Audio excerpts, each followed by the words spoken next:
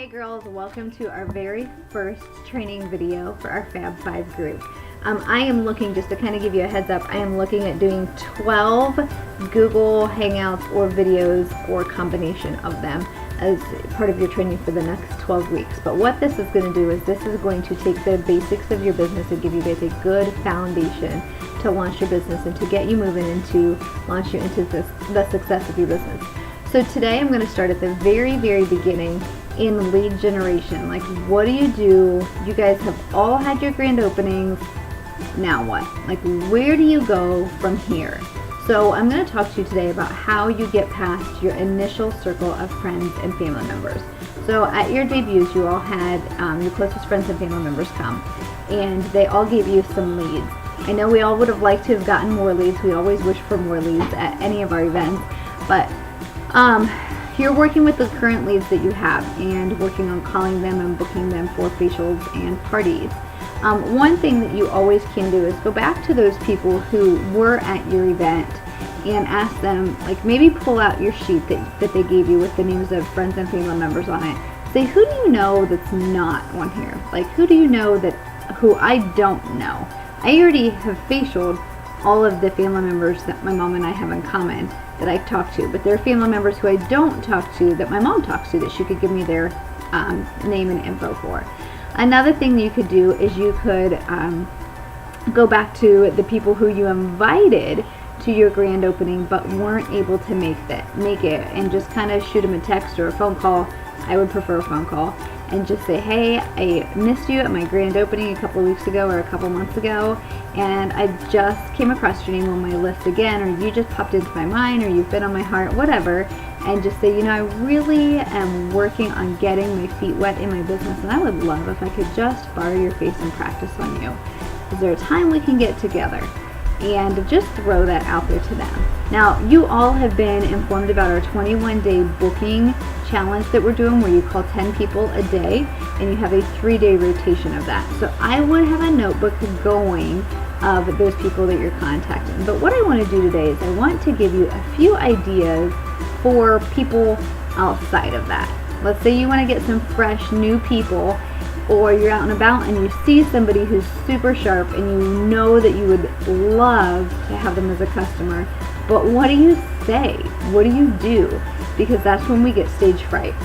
So that's kind of what I want to talk to you about today. If you go on our app and go under booking, you're going to find several ways to get new bookings.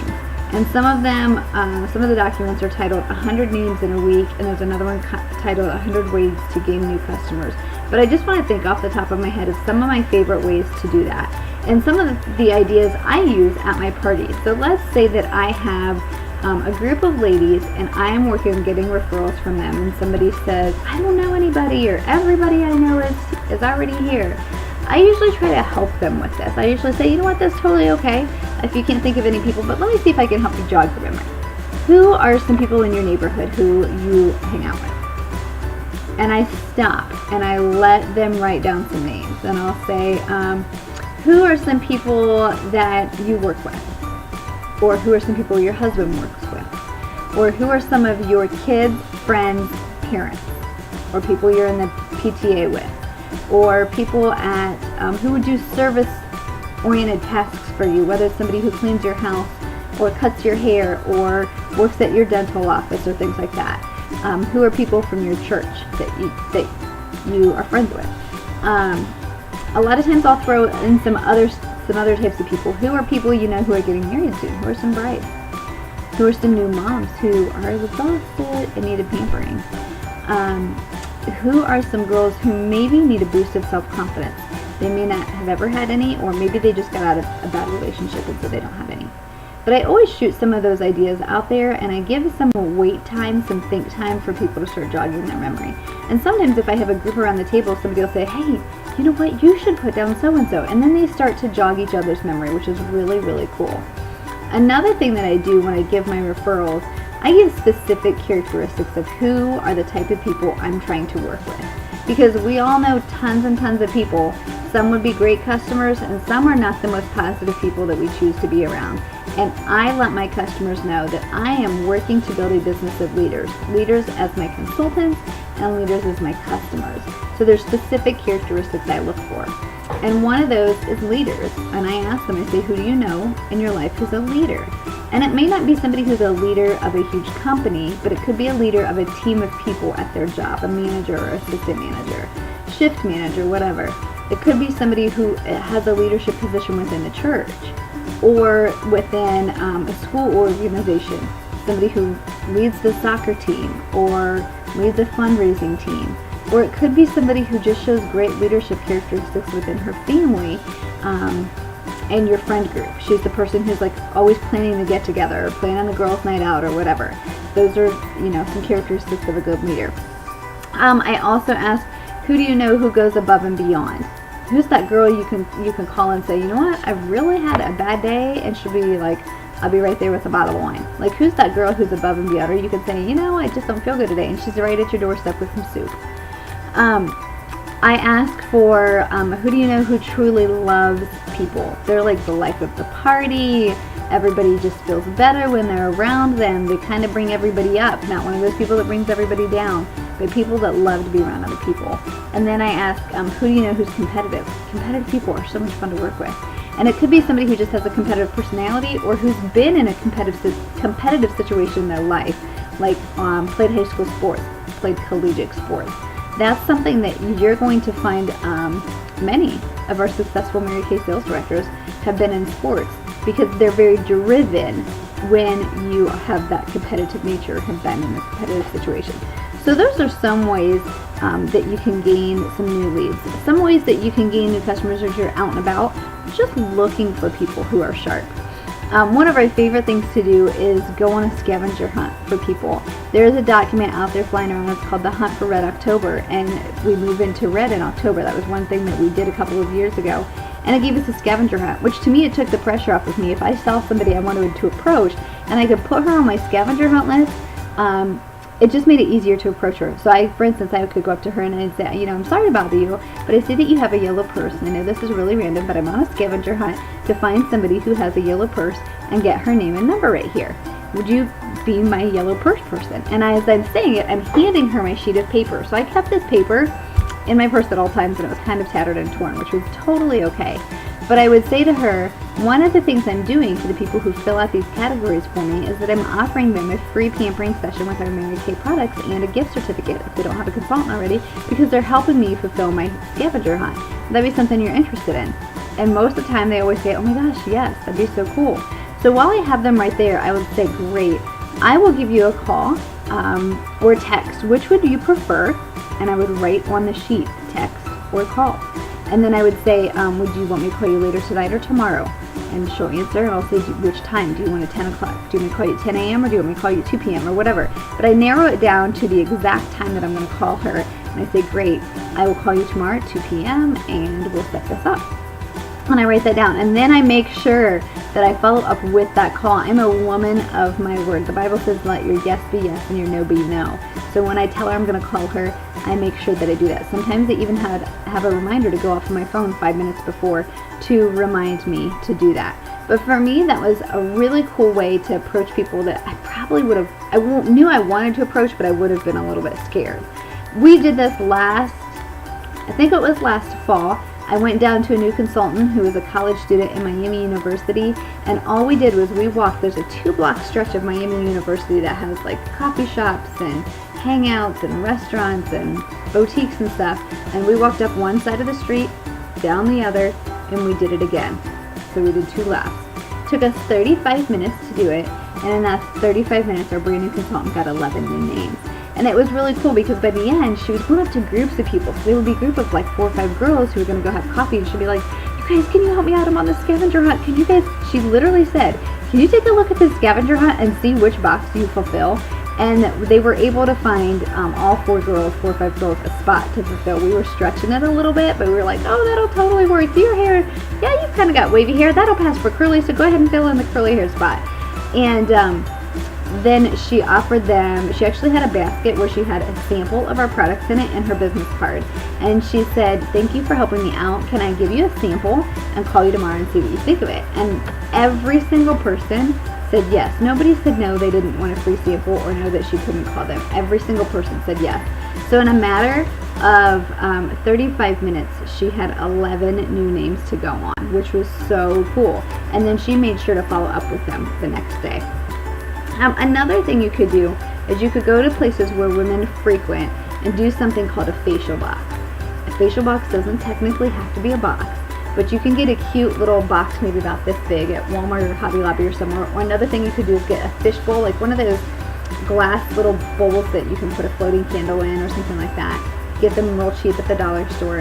And you do something called a facial box. And that is where you put some skincare surveys and a little sign on the box that says sign up for a free facial or something like that. There's directions on the app to do that. But what you do is you go put these with entry slips somewhere where women frequent.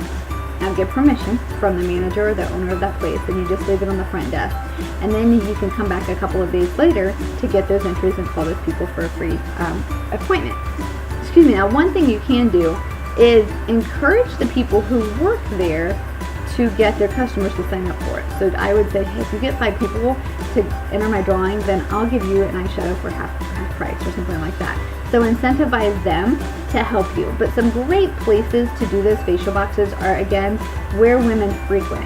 Hair salons, nail salons, tanning salon, any kind of a salon, doctor's offices if they would let you, coffee shops, bridal boutiques, that's a great place, regular boutiques, gyms where girls go work out, the Y, anything like that.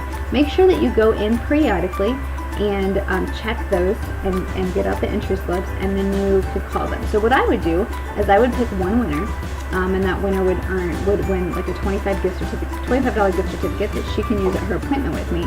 And then everybody else just gets my free pampering session. And so what I do is I call those people, let's say I call the girls, and I pull a name out, and it's Jane, and I call Jane and say, Jane, this is Debbie, I'm the Mary Kate lady who put the drawing out at the tanning salon the other day, and I have your slip of paper in my hand, so guess what? That means you're my winner today. Isn't that cool? And I wait for a response, and I say, okay, so what I'm going to do is I'm going to set up a pampering session with you. Have you ever had a Mary Kate pampering session? No? Awesome. So basically it just takes about an hour. We get together, we go through some skincare stuff, some foundation, a little bit of color. Totally fun. And then at the end, I'll have a gift certificate for you. If there's anything you like, you could use that gift certificate towards the purchase of it. Sound good? Great. And then I'll say, you know, I have this reserved for you for an appointment for you. But I'll tell you what, if you want to invite 2 or 3 of your friends, I'll double that gift certificate. They'll get the pampering too. They'll get the makeover too. They just don't get the gift certificate. So don't publicize that to them. And I make a joke about it, and I turn my appointment then into a facial. We'll get into that more later, but that's how you start it. Another thing that you could do to get some new leads is do a working women portfolio. Now, I used to do these where I would print out pictures of the women and I'd stick it in a binder and I carried it with me wherever. Now I do it more on my Facebook page, and I feature the women on my Facebook page. But a way that you could start this, again, this is in the app, but you could just either copy and paste this to your Facebook page and say, I'm looking to pamper some working women. Who do you know who fits these categories? Tag them in this post, or tag yourself if you want to. Must not have a Mary Kay consultant already. And then I would just list professions that women have. Teachers, nurses, doctors, nurse practitioner, waitress, receptionist, hairstylist, nail tech. I would even say babysitter, mom, anything and everything. Again, this is probably on the app somewhere, but I would just think of women who do anything. Clerk, retail manager, shift supervisor, cook, waitress, I don't know if I said that, hostess, just anything. And you can always add to that list, but then people will tag themselves or their friend, and then you can contact them and say, hey, my name is Debbie with Mary Kay, and I am working on putting together a working women's portfolio, and your friend Susie nominated you to be in it as my featured hostess. Would it be okay if I got together and featured you in my portfolio? And she's going to say, oh my gosh, what's that about? And then I would just say, well, if you don't have a consultant already, we'll just get together and we'll give you a little pampering session. And I'll take your picture, feature you on my Facebook page as my featured hostess, and maybe get you some business hopefully. And I'll actually even have a gift certificate at the end of our pampering session. If there's anything you like, you could use it towards that. And then, of course, who's going to say no to that? So at our pampering session, I run it just like I do any other facial, except that I take her picture at the end of it. And I'll tag her in. I'll make sure we're friends on Facebook so I can tag her in it, and I can even feature the place that she works. So that's another really cool way, because then she can recommend other working women who she knows for you to have more referrals. So that's a really, really cool way to build your business. And then one of my all-time favorite ways to get new names is doing a booth event. And I know some of you have done booth events already and some of you haven't, and that's totally okay. But there's a couple of different ways that you can do these booth events. Number one, you can go into an already set up event and be part of it. So it could be like a craft fair, the county fair, a bridal show. Some fundraisers have vendors come and set up a booth. Basically what you do, or what I do for that, is I have my table decorated, I put out some skincare products, a few of our color products, keep it pretty simple, but I always do a drawing. So I'd have a really pretty gift bag that I use again and again, it's probably 5 years old, and I just set it up in the center of the table, and I have little entry slips, again they're on the app, that say skincare survey, and I have these little clipboards, they're about, I don't know, that big, that I picked up at Walmart, and I keep those and I just stick the entry forms on there, and as people come by, I have the clipboard in my hand and I say, hey, would you like to sign up for a Mary Kay giveaway today?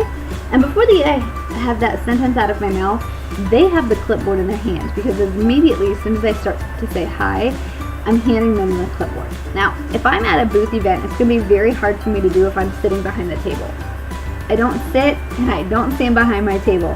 Whenever I'm doing a booth event, I'm either out to the side or in the front. Like if here's my table, I might stand right here so that I'm still in front and I can have that contact with them.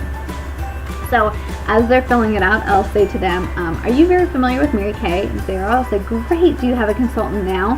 And if they do have a consultant, I will not draw them for my grand prize. I kind of take their paper off to the side. There is a spot on the survey for them to circle if they have a consultant. But if they don't have a consultant, I'll just simply say, okay, great, I'd love to introduce you to our skincare.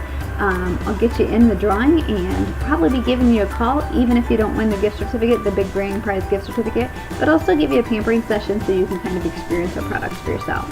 And I'll kind of go about it that way, and then in the next maybe 2 days after, my goal is to call everyone within about 48 hours after the event, because I still want it to be fresh in their mind. Now, that being said, I am very picky about the events that I do, because in my history as a Mary Kay consultant, I've done many, many booth events, and many of them have 0 people who come to the event. I have learned I have to look at who is advertising my event, where the event is at, when the event is, time of year and time of day, how like who the benefit is, or where it's going to, or what the subject of it is. So for instance, I had an event that I did one time. It was just a girl who's in another direct sales company. She said, hey, let's get together, let's do an event. And I said, okay, I can be there. It was on an evening in the weekend, which is good if you're going to promote like a girls' night out or something like that. And she asked every vendor to send out 50 invites to their customers. To my knowledge, her and I were the only people who did. There were like 10 vendors there. So that was one kind of disappointing thing, was that the other vendors didn't hold up their end of the bargain. But the other thing was the location. The location of this vendor event was out of town, so it was kind of like out in the country a little bit, so it was inconvenient for people to go to. And it was in the winter time, so it was snowy, so people don't want to go out in the country when it's snowy. And it was at a counseling center that's known for like a drug and alcohol counseling center, so not the best environment to be in. And it was like around the back, and this location was right next to a county jail. So it just wasn't the best location. It wasn't advertised the best. It wasn't put together the best. So we didn't end up having it another year after that. That was the only time we kind of learned our lesson.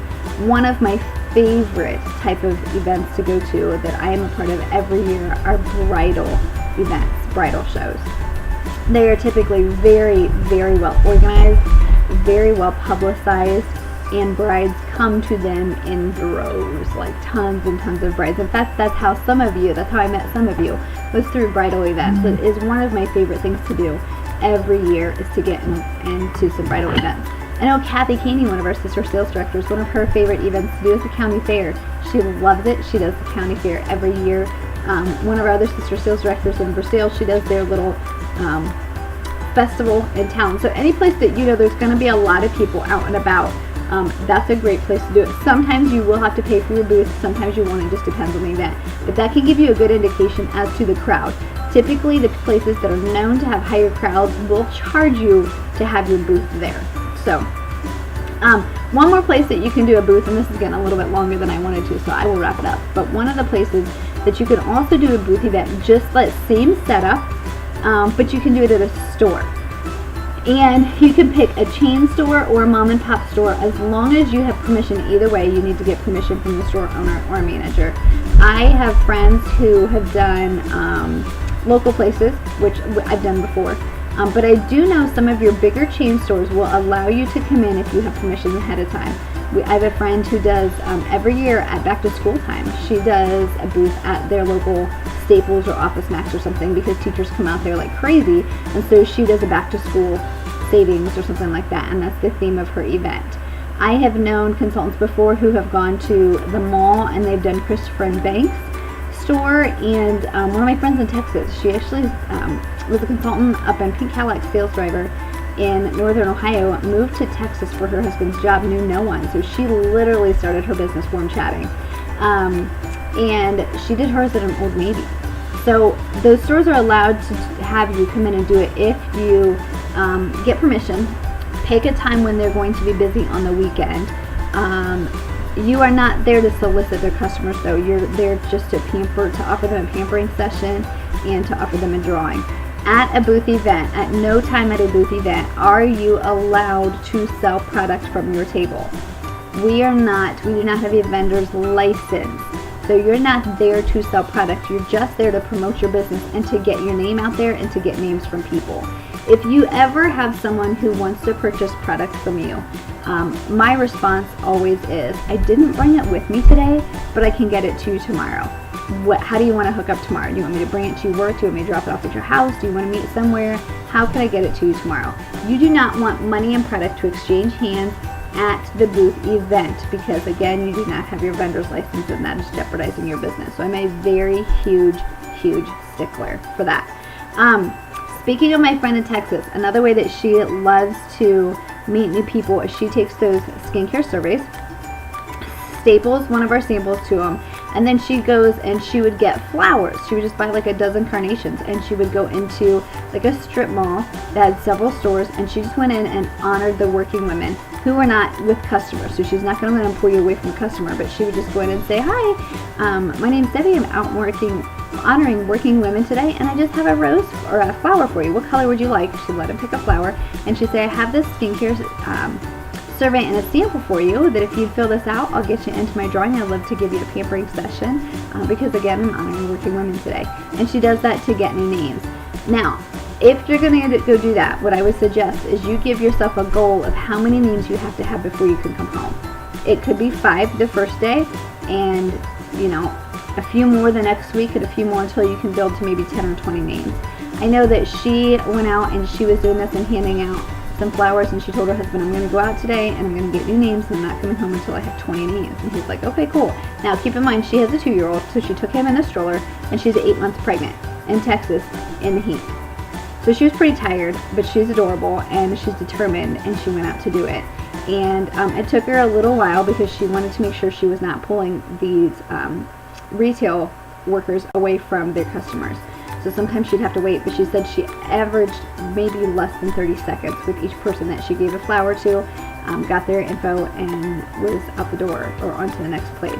But she said after, I don't know, 45 minutes or 2 hours or something, she had 17 names, and her husband texted her and said, how's it going? And she said, great, I've got 17 names, I'm getting pretty tired, I'm going to go in soon. And he goes, awesome, 3 more till you go home. So he held her to that 20, which was really cool because it kept her accountable to make sure that she got those names, and then she called them. So the booking part of this is the next thing we will tackle on our next session, which will be next week. What I would like for you guys to do now is go through your notes that you took over this and jot down what are 2 or 3 ways that you want to get new names this week, and what day this week are you, or days, are you going to go get those new names. So jot down in your notes what are 2 or 3 ways that you're going to go get new names, and when are you going to do it, and how many new names are you going to get. I would love for you to post it in these comments so that we all can cheer you on. For sure, let me know. If you don't want to let the group know, I guess I'll let that go this time. But that's the point of this group, is so that we can cheer each other on and hold each other accountable, but really to be an encouragement to each other, because we're all going through this together. You guys are all in the same boat. In fact, when I met with you all said you had the same goal. Like, your next step is, how do I get new names? What do I do to get some new names? So that's where we're starting here. So check this out. Let me know your thoughts, and we will talk again soon.